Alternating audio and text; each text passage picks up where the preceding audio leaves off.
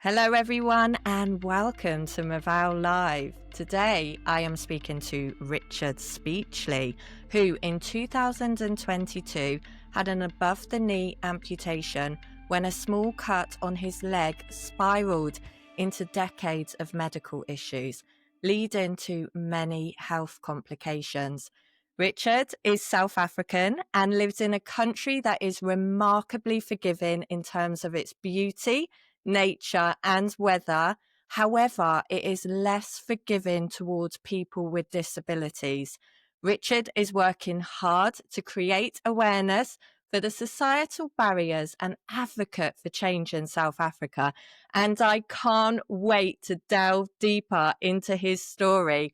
Hi, Richard. Thank you so much for joining me today. Can you please introduce yourself and share your story of amputation? Hi, Rebecca. Thank you. So, yeah, as you said, about 35 years ago, I got a kick on my shin through a pair of jeans, which left a little cut on a Wednesday. And by the Friday night, this little cut had gone septic.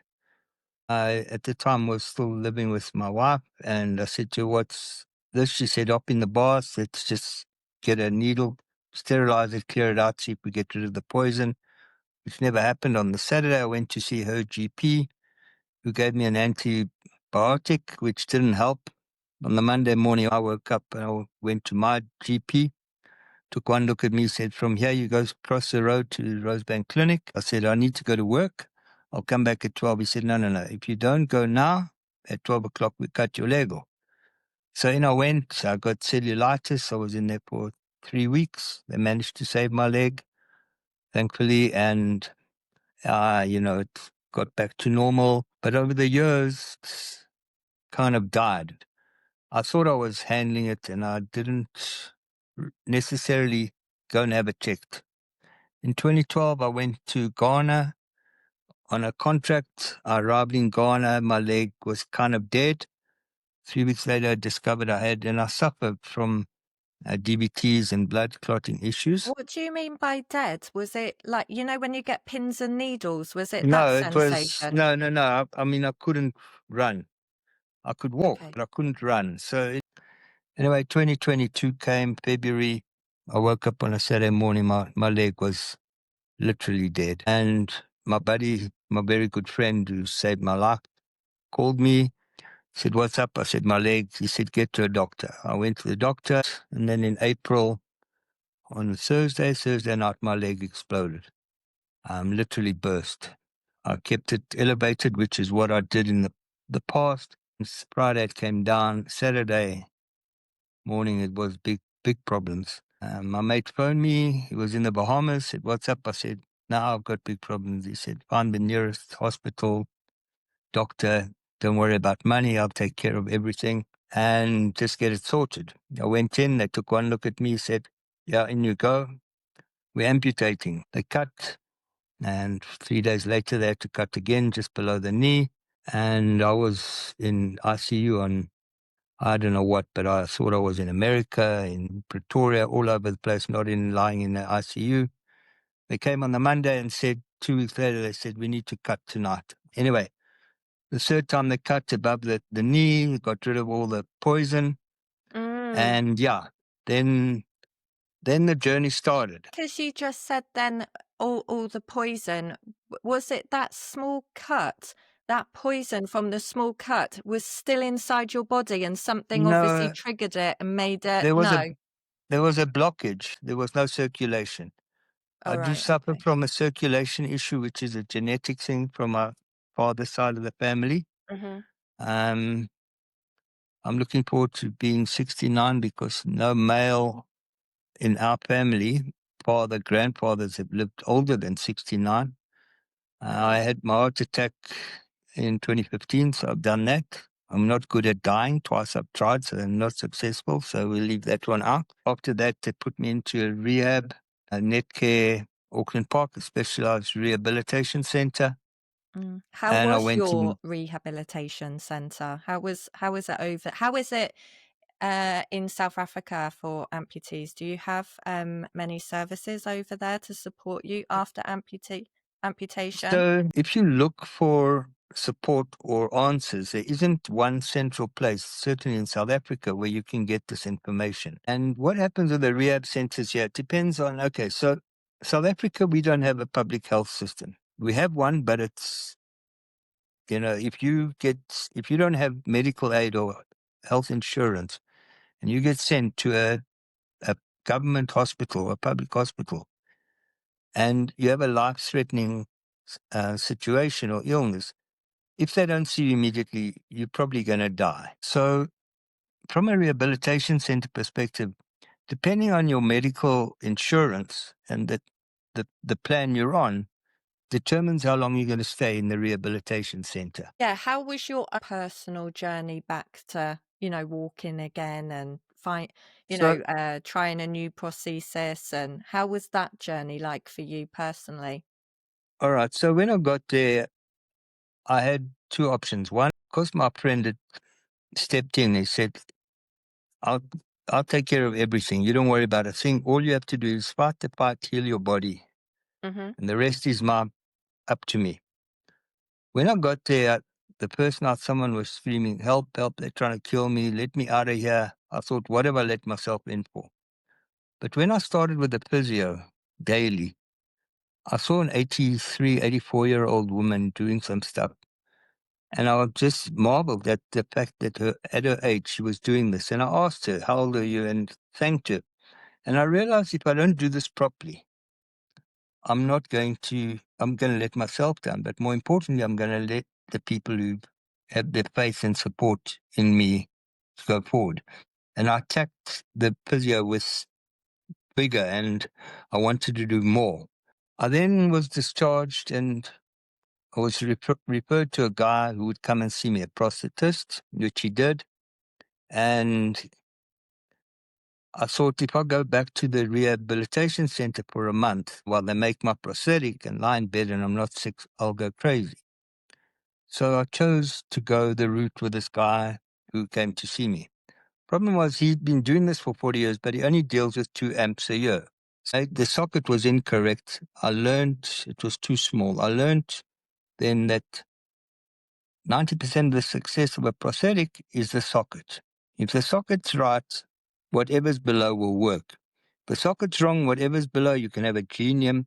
It's not going to count one bit because Yeah, a socket, if it is an ill-fitting socket, it can cause all sorts of issues. And yeah, you're completely right there that it is the most important thing to get right. yeah. But it's the toughest job as well because it's a really tricky one to get right too.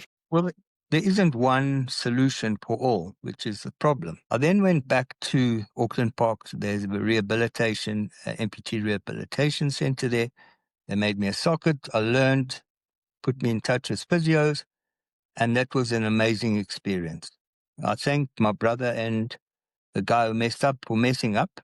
But they said, "Why are you thanking us?" I said, "Because if it wasn't for you, I wouldn't have been put on this trajectory and the journey that I'm on now." It's crazy, isn't it? Because we have to stumble and fall and find out what doesn't actually work for us in order to learn from those situations, understand the situation and grow. So yeah, that's very interesting to hear. So once I went back to Auckland Park, I thought to myself, I need to do something to be able to help one person avoid the journey I've been on. And I approached people and I said, "You've got a website. I'd like to set up a support thing." The physios I worked with also, they said, and when I finished with them, I said, "Thanks for helping me walk." They said, "No, no, no. We're not finished. We're just starting. We got stuff Hmm. we need to do together with you as an amputee, us as practitioners. This is the journey we're on." So a whole lot of things have come together that have put me on a trajectory where I'm saying, you know what, is that we've got so many different groups of people trying to do something, but all working in little groups instead of collectively. If I go and try and push a car for 15 minutes, I'll push it 10 meters. Someone else will come push it 5 meters. But if all 5 of us push together, in 10 minutes, we can push 5 times the distance. And it just, people I think are so scared that someone else is going to come and wants to take their glory. people aren't informed. When you see someone in a wheelchair, you get told, shame, don't stare. And, the people where I stay now over the last 3 years have said, thank you, because we've witnessed you going from no leg crutches to walking. Now, when they see an amputee, before they would have shunned or steered clear. Now they go and embrace, talk, and understand what they've gone through. Yeah. Where did you find your motivation and strength during that period to, go from crutches to walking? Because it's quite tough. How did you find your first steps on a prosthesis? So I have a video of me. So it's a rehab center. After 2 weeks there, they gave me a steel thing with an inflatable thing inside, put it on my leg and said, okay, walk. So they said, you need to do this. I said to them, listen, 5 weeks ago, I was walking with 2 legs. You think I've forgotten how to walk? It The is a irony of the new whole thing, way, though. yeah, no, the irony of the whole thing is that, yes, I didn't forget that your brain doesn't control this thing. There was times when I thought I'm never going to walk. But what I did was when I went to see my physios, and I would go every week, and whatever they said to me, go and do, I came home and I did more. So when I went the next week, they said, wow. When I finished with them, they said to me, we didn't do anything. You just did it all. We just guided you.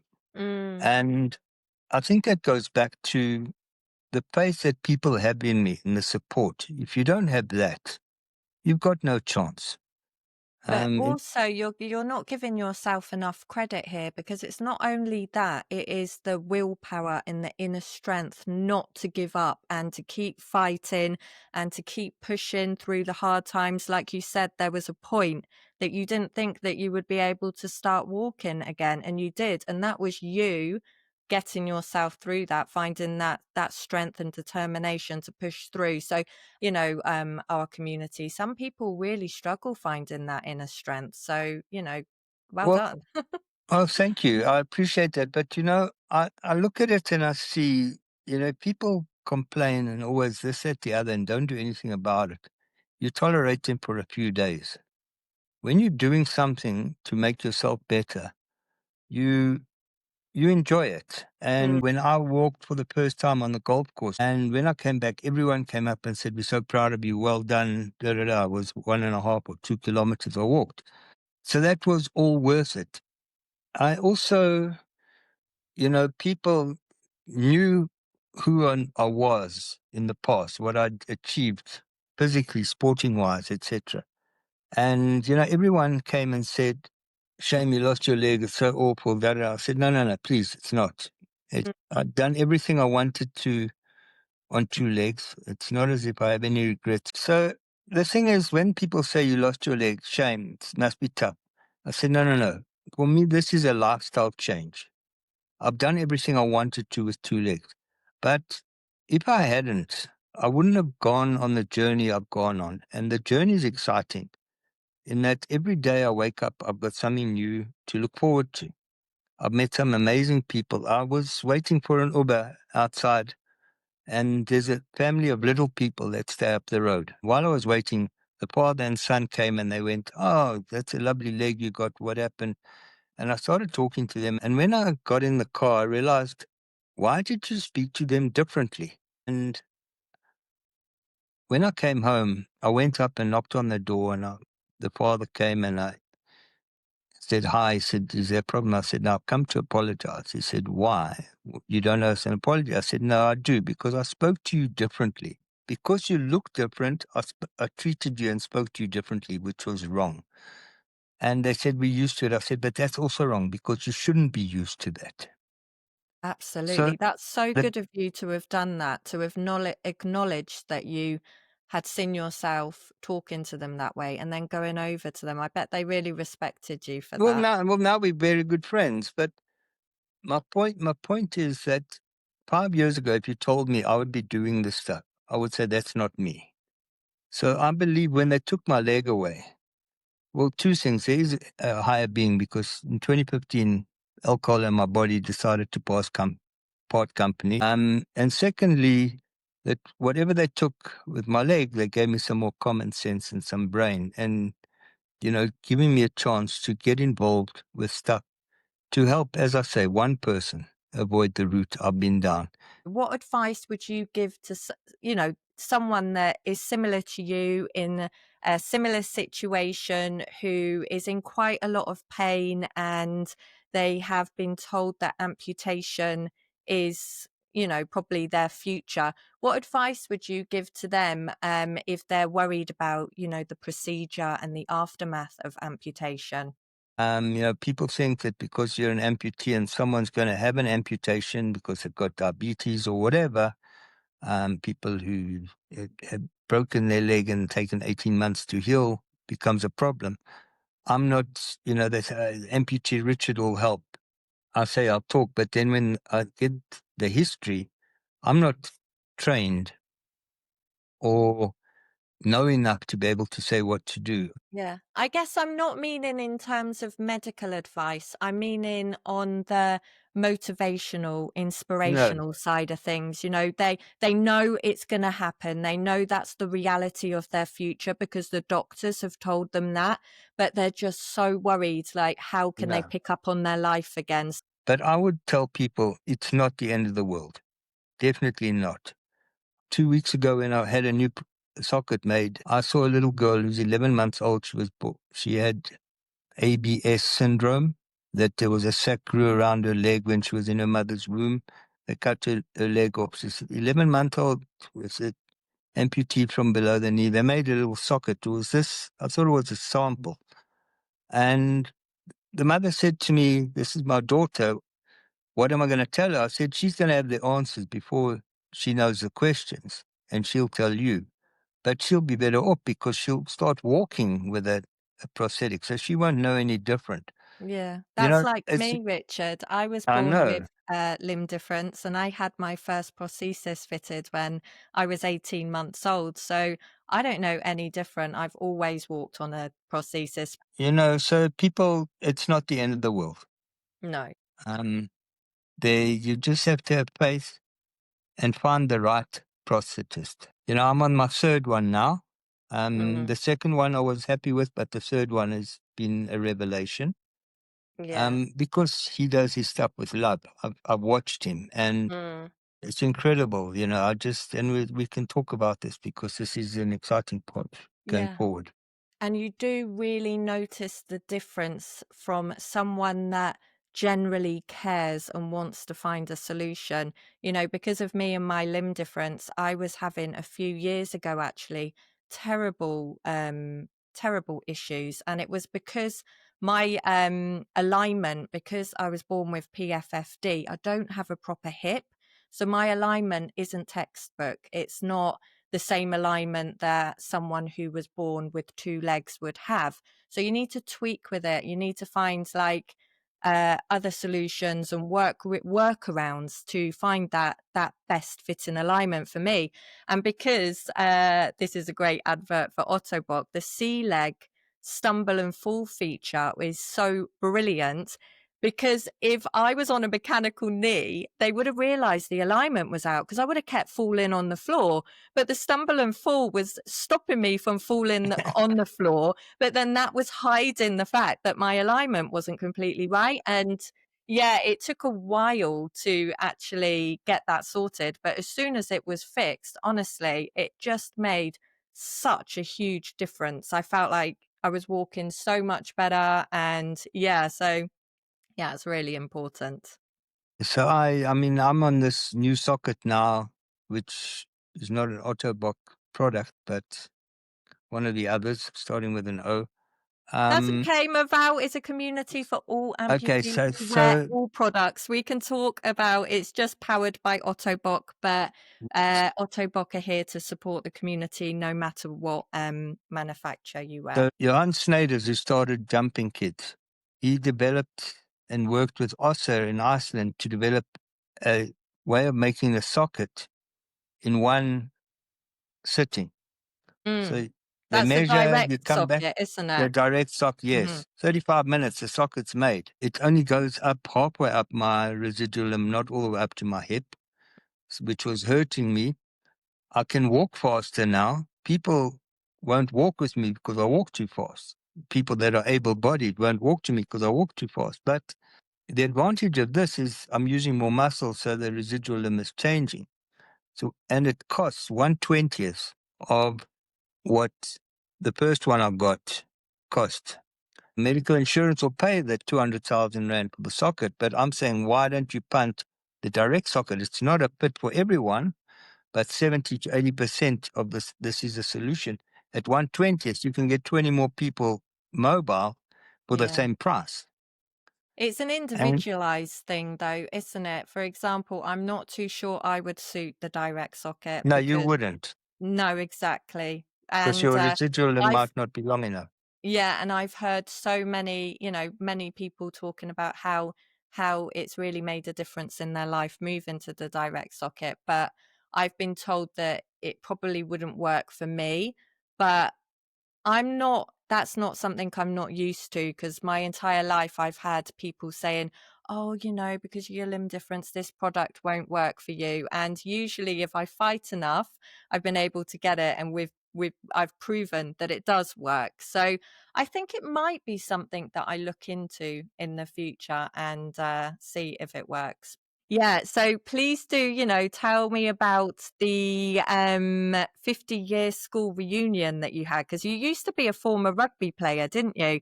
And No. on this school reunion, you were introduced to somebody which has changed your life. Please do tell us all about that Okay. meeting. So in 1974, I went to a school called King Edward the Seventh School, a public school, which is a government school. And in 1974, I made the first rugby team at 15 years old. The highlight was that we were unbeaten. In 122 years of the school so far, there's only been one team that never drew or lost a match in the season. And they said, we want you to come to the 74 reunion because you were part of the rugby team, unbeaten. And the highlight was we didn't have TV in those days. So the 1974 British Lions were here. Bill Bennett, Gareth Edwards, Willie John McBride, and 10 of them came and trained with us one afternoon at the school because our rugby coach was an ex-Irish international rugby player. Okay, Anyway, cool. so I went along and I met up with, there were only 7 of us still alive from the 15 guys in the team, of which there were 4 of us at the reunion. And I left school in the year after, in 1975. And it turns out that I might still hold the record for the most tries scored in one season.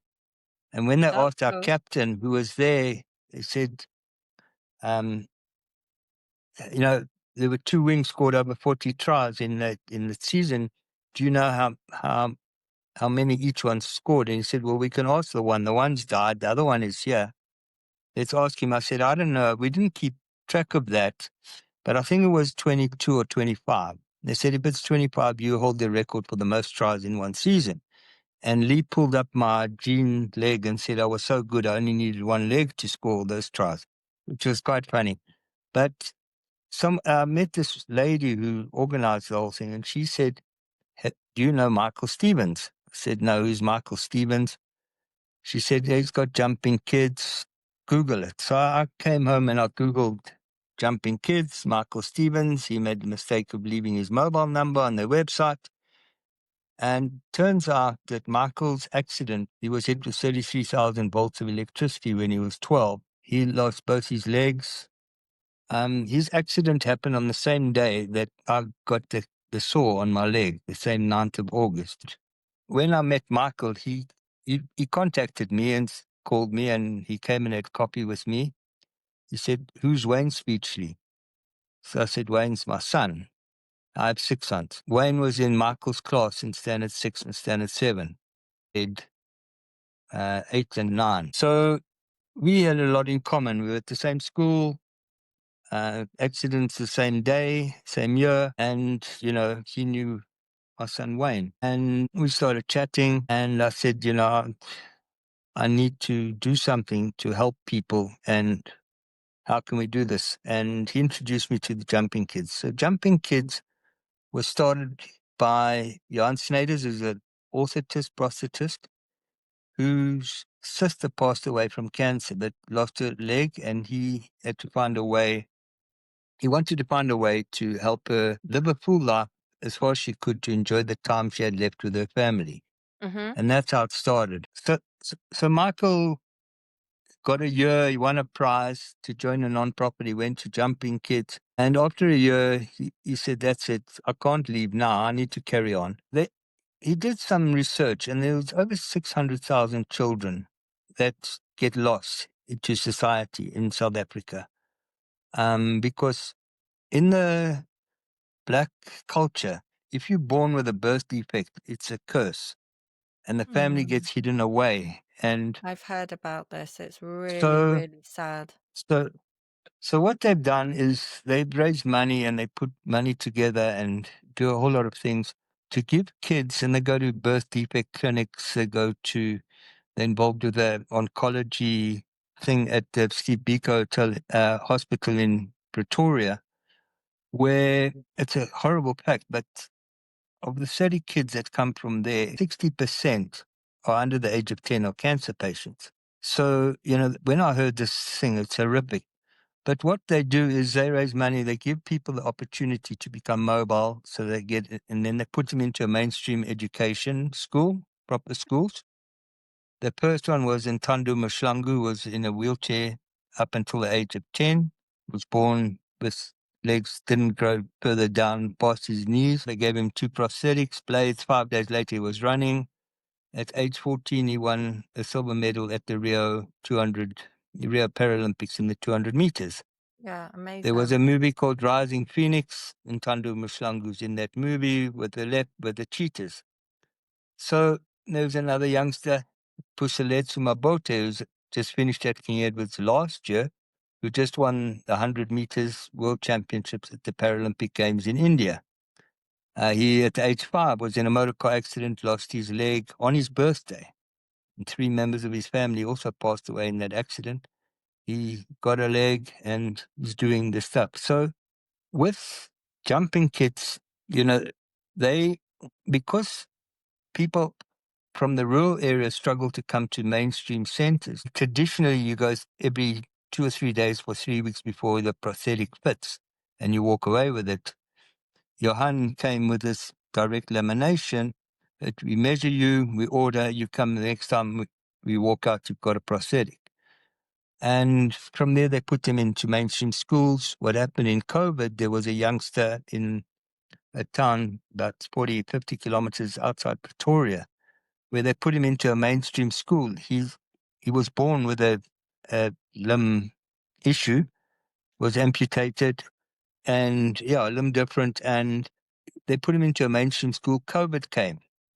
Now, his family were pariahs in the community. Because he had access to online learning and was getting regular worksheets every week from the school, the whole community's kids got educated during COVID, during the Well, that's lockdown. So amazing. Also, he was. the family became the big shots of the community. Oh, So, when you look at these things and you see how they've COVID was changed. good for something then. Exactly, exactly. So, I look at this now with Michael and Johan, and I've seen these 2 guys work. I went to Cape Town. Johan was walking behind me, told me not to walk so fast, but he said, there's a problem with your socket. And that's when I went from the one I had to the direct lamination, and it changed everything. I now have a socket with a leg, with a broomstick and a foot, so I can stand and shower. I don't have to sit in the shower anymore. So, all these little things are little wins that make a big difference. What has transpired is through the rehab center, was a doctor who I dealt with, who looked after me. And when I bumped into her last year in November, she was mentioned, she was on a forum to help prosthetists and doctors and medical people in East and West Africa get skilled and, brought up to speed to assist. When I spoke to Michael. They went to Namibia, came back, said they've got people who've got money, but they don't want to spend it in South Africa because the government don't do much. They're looking at Kenya. I said, well, let me speak to these people and see what we can do. And we've had 2 phone calls with Ghana. And we had one 2 weeks ago on the Thursday. On the Friday, we got a letter of intention from the Ghanaians to do a pilot project to start a jumping kids type scenario, do 5 kids with direct lamination, teach people there who have a problem accessing money and materials to get people proper prosthetics. Well, that's And brilliant. if that works, we'll have Jumping Kids Ghana up and running, or West Africa. So, you know, all it does is takes a little bit of effort. And I think what I found is that people are happy to get involved Mm. as long as they don't have to organize. Yes. So, And also, if they see the success stories as well, and they see all these children that they're helping and supporting, then, they can see that the money is going to such good and they want to actively get involved. But I don't know if it's that they don't want to do anything, it's just they don't know how. And when they see you guys at Jumping Kids doing such fantastic work, then they have they have a platform to be able to put the money in and see success and see results from their money. So it's really fantastic that you guys are doing such great work over there. I think we're going to, not expose, we're just going to bring Africa into the fold so that they Mm. can be part of. We're starting We're up a training. starting a Movao Africa in I know, January. So that's why I thought the timing of this talk was very apt, in understanding, and I would like to get involved. yeah, it'd be You know, fantastic. the thing is, I spent time with this doctor, and she said, I said, I'm going to include you in the talks we have. And we sat in on the talk, and I introduced Michael. She said afterwards, she called me and said, I can't believe the passion that you and Michael have in what you're doing. I said, well, surely you understand because you do it. You're a rehab doctor. If you believe in something and you enjoy doing what you're doing, it's not something that needs to be done. It's something we want to do. We know it Mm, needs to be done, but we want to do it. Makes it easier to do. And when you believe, it makes it easier to be part of. It's not a absolutely. chore. It's not a chore. As I say, I wake up every day feeling a day younger because I'm just looking forward to doing something that hopefully will make a difference in one person's life. Yeah, And then I've achieved something. that's And really my motto is one step at a time. 100%. Yeah. And expect stumbles and falls on the journey and expect one step, 2 steps forward and 1 step back. Oh, well, that's always the case. I mean, Yeah, exactly. But it's like, isn't that just life? Life is never easy, is it? if life was easy, people wouldn't be dying to get out of it. Oh, stop. Well, I want to stay alive and stay No, with of the course. struggle. Thank you. I enjoyed the struggle. That's my point. Women especially will wear high-heeled shoes and they'll say, "Oh, I can't wait to get out of these shoes. They're killing me." So I say, well, if life was easy, people wouldn't be dying to get out of it. You know what I'm Oh, saying? I can't wear high heel shoes. Aren't you I've lucky? tried. It's not a good combination being an No, amputee and wearing high shoes. That's a challenge and a struggle in itself. yeah, definitely not. But I mean, you know, I think my mother must be celebrating in her grave because she passed away 4 years ago, just about 6 or 7 months before I lost my leg. And my sister said if my mom was alive, me losing my leg would have killed her. I was born and brought up in democracy South Africa in the old regime. I went to Ghana after 3 weeks, realized, that the color of people's skin is not necessarily like my small people, different. But, as I say, if you said to me 5 years ago, I'd be doing this stuff, I would be going, nah, this is not me. It's not going to happen. But, you get faced with it. It's not a challenge. It's a situation. and you have to make the most of it. And Would you say as a person, it's changed you for the better? I've grown. I've grown. I'm just so much more tolerant, so much more understanding, so much more how can I help?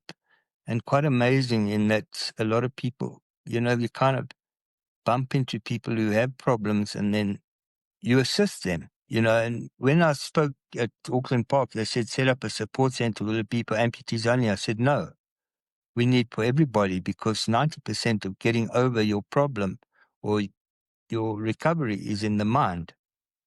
And it's seeing It's everybody as an equal as well. sure. Everybody's different in life. It doesn't matter, what disability, what skin color, what sexual preference. We're all people and we should all live in harmony and celebrate one another. No, I agree with you, and I just, as I say, I'm having fun. But Yeah. yeah, that's my story in a nutshell. Okay. I'm going to ask you one last question now. If you could travel back in time, what advice would you give to your younger self to help you through all the hard times? I would say it's an easy one. Um, take care of your health because losing health, body parts is not cheap. If you don't have the right access and the right health, and if you don't look after yourself, replacing is almost nigh impossible unless you have the infrastructure. So I think, and also to be a lot more understanding and tolerant of people and their situation, Hmm. as opposed to NIMBY, not in my backyard, or it's not my problem, walk away. Absolutely. And you know what? It's quite funny that you said that about, look after your health because it's not cheap. I find as a society, we're spending so much money commercially on vitamins, sports equipment, quick tips and hacks on how to stay fit and healthy, when in actual fact, the cheapest and the best thing that you can do for your health is exercise, and it doesn't cost anything. And looking after yourself, looking after your body is probably the best investment that anybody can do with themselves in their life. But unfortunately, people get busy and they don't prioritize this, and I find that really sad. So, I think when we talk lack of exercise, I'll do it next week or I'll join the gym, whatever, because we think if we throw money at it, it's going to really alleviate the physical benefits that we've missed out on. And I have a statement that I think I made up myself. It's only too late if we allow it to be too late. It's never too late to change. It's never too late to exercise. It's never too late. The only thing that I'm too late with is I should have seen my mother more before she passed away because I can't change that.